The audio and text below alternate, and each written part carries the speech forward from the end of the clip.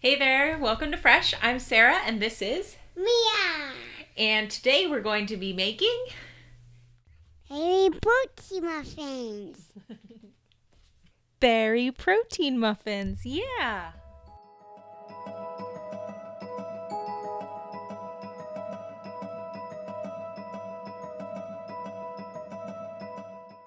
Get ready because these muffins are jam-packed with nutrition.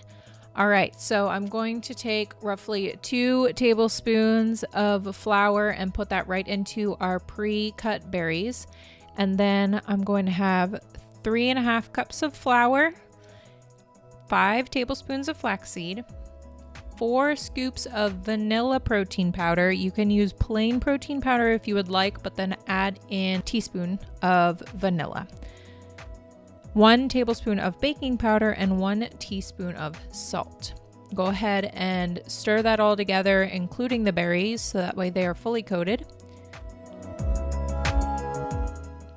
Next, in a large bowl, we are going to beat together 1/2 cup of regular sugar and 1/2 cup of brown sugar and 1 cup of butter softened. So just let it sit out on your counter for a little bit until it's nice and soft, because when you blend this together, you want the sugar to pretty much dissolve into that butter.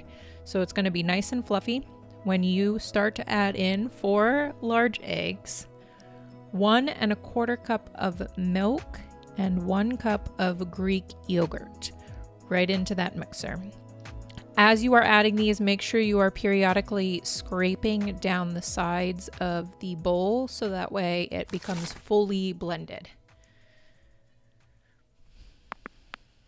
Once that is all blended together, we are going to add in that flour mixture and only stir it until it is just combined. You don't need to overmix it. So you will see that there may even still be some lumps when you have just combined it, and that is perfect. Next, we are going to add in those berries and fold them in nice and easy.